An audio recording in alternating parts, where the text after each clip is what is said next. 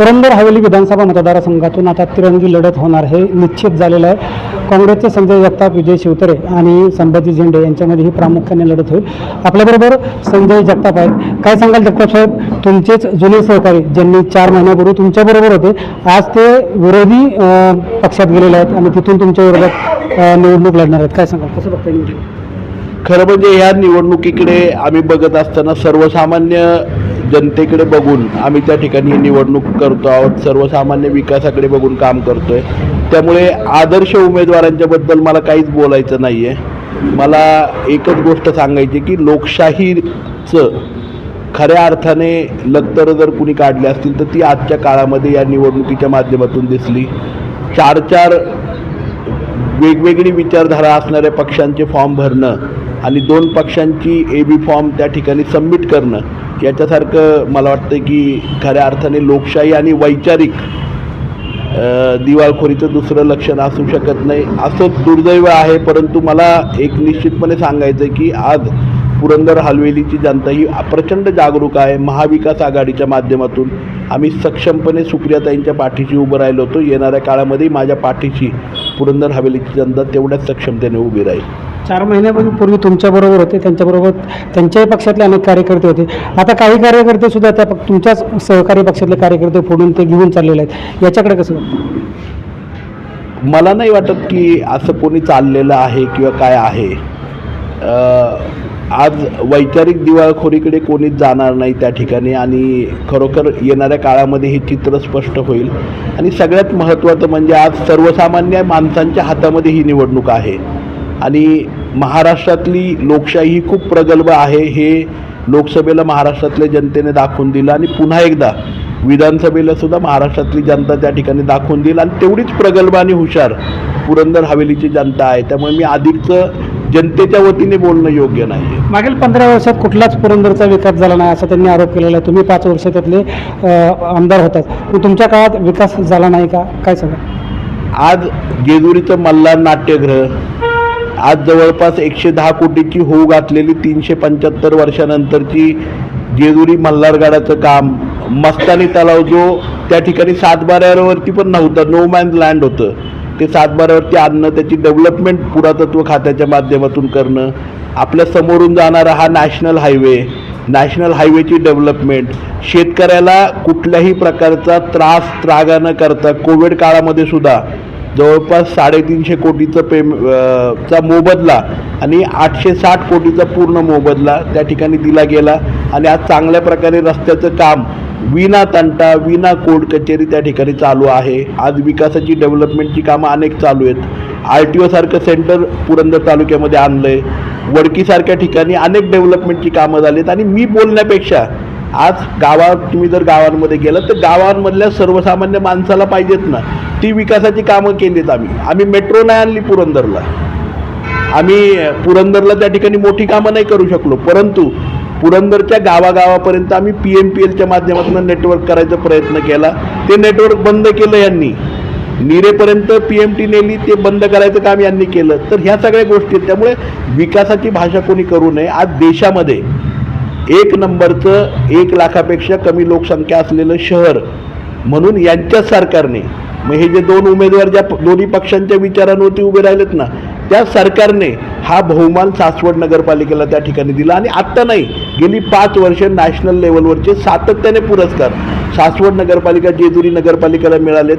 आज आमच्या सोनवरी गाव हे महाराष्ट्रातलं सगळ्यात जास्त शेतकरी असणारं गाव म्हणून ओळख निर्माण झाली। पोलीस स्टेशनमध्ये आमच्या दोन्ही गावांचेच ना सगळीकडचे तंटे 99% कमी झालेत। याच्यापेक्षा चांगली विकासाची ओळख काय असू शकते? ज्या तालुक्यामध्ये पुरंदर उपसा, जानाई, शिरसाईमध्ये 50,000 टन ऊस 2019 पर्यंत उगत होता, आज 7,25,000 टन ऊस 5 वर्षामध्ये उगायला लागला। ह्याच्यामध्ये मला काय वाटतं माहिती आहे का की ह्याच्यामध्ये क्रेडिट कोणाचं आहे मग?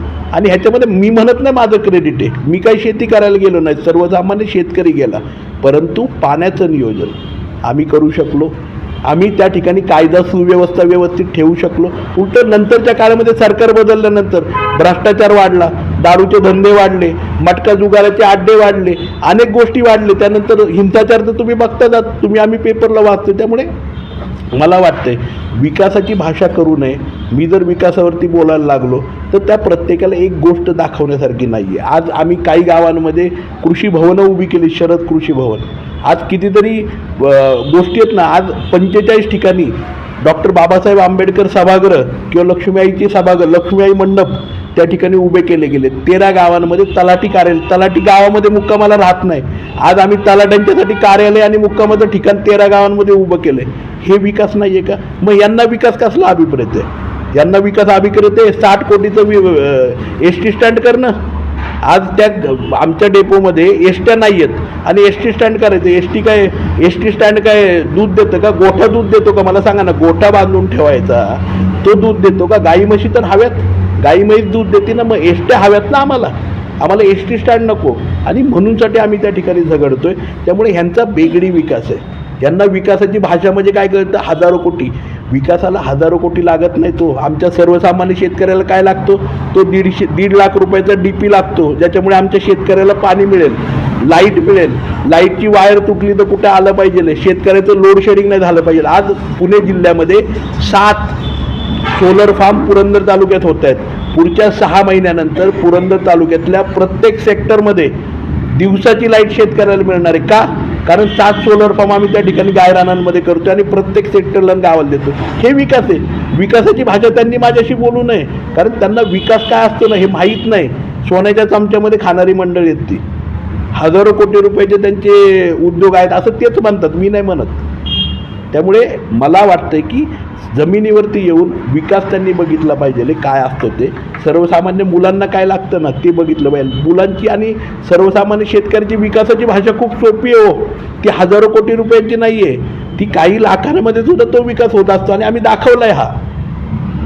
पुरंदरसाठी महत्त्वाचे प्रश्न होते की गुंजवणीचं पाणी आणि विमानतळ यामध्ये तुम्ही कमी पडलात असा सरळ तुमच्यावर आरोप केला जातो, किंवा तुम्ही स्वतः पाणी आणतो असं म्हणला होता, ते तुम्ही आणलं नाहीत हा तुमच्यावर जोरदार आरोप होते. याला तुम्ही सामोरे कसं सांगा? हे बघा, पाणी स्वतःहून आणणार. मला एक प्रश्न आपल्याला सगळ्यांना विचारायचं. ज्यावेळेस महाराष्ट्र शासनाने 1200 कोटी रुपये त्या ठिकाणी मंजूर केलेत आणि मागच्या वेळेस हे मंत्री महोदय होते आणि ते म्हटले की गुंजवणीचं पाणी पूर्ण करायचं आहे प्रोजेक्ट, तर मला त्या ठिकाणी निवडून द्या तरच तो प्रोजेक्ट पूर्ण होईल, नाही तर ते पैसे परत जातील. त्यावेळेस मी म्हणलो होते की पैसे आज आहे तिथंच आहेत. मी आमदार झाल्यावरती पण महाराष्ट्र शासनाचे पैसे कुठे गेले नाही.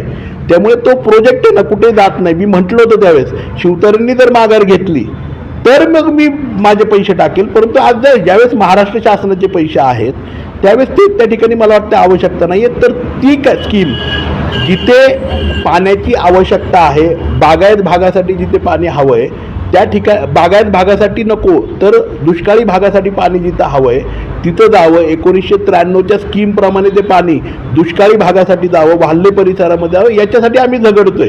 आम्ही झगडतोय कशासाठी? बागायत भागातनं नको, कॉन्ट्रॅक्टरसाठी फायदा नको, तो सर्वसामान्य शेतकऱ्यासाठी पाहिजे. आणि विमानतळाच्या बाबतीतही तेच आहे. विमानतळ आम्ही जे सांगितलं की नव्याने आराखडा केलेल्या विमानतळाच्या ठिकाणी ते विमानतळ जावं. आणि हे मी नाही सांगत, या देशातले रिटायर्ड एअर चीफ मार्शल आदरणीय भूषण गोखले साहेबांनी उल्लेख केला आहे की विमानतळ कुठे असावं, ते विमानतळाचं आयडियल लोकेशन कुठे आहे आणि त्याप्रमाणे आम्ही त्याचा उल्लेख केला आहे. आम्ही नाही त्याला विरोध केला. आम्ही फक्त काय म्हटलं, विमानतळ इथल्याऐवजी इथे असावं जे 150 वर्ष पूर्ण ह्याला करेल आणि माझा संपूर्ण तालुका त्याच्यामध्ये डेव्हलप होईल. एवढंच माझी त्या ठिकाणी भावना आहे. त्यामुळे हे दोन्ही प्रोजेक्ट मी थांबवलेले. गुंजवणीचं पाईपलाईन थांबलेली आहे असं, आणि ते तुम्हीच बदलली पूर्वी आणि त्यामुळे लोकांनी थांबवले असं तुमच्यावर आरोप होतो की तुमच्या कार्यकाळामध्ये तुम्ही स्वतः ती बदललेली आहे आणि त्याच्यातून भ्रष्टाचार सुद्धा झाल्याचा आरोप त्यांनी केला आहे. त्याला योग्य वेळेला आपल्याला उल्लेख करेल. गुंजवणीचं जे टेंडर आहे यांच्या काळामध्ये निघालं आणि मला वाटतं त्या प्रकारचं टेंडर, आता मी काही कॉन्ट्रॅक्टर नाही त्यामुळे मला माहीत नाही, पण त्या प्रकारचं टेंडर आहे ना, हे पहिलंच टेंडर निघालंय जिथं इस्टिमेट, जिथं सगळ्या गोष्टी आहे ना हे ते L&T कंपनीच करते.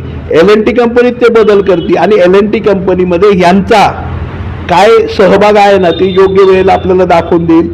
ह्यांचे कारखाने नगरचे कशा प्रकारे झालेले आहेत हेही आपल्याला दाखवून देईल. त्याच्यामध्ये कुणी कुठल्या कंपन्यांनी कुठे त्याच्यामध्ये कॅपिटल इन्व्हेस्टमेंट केलेली आहे तेही आपल्याला दाखवून देईल. आज खऱ्या अर्थाने आलं इलेक्शन की गाडा पाईप.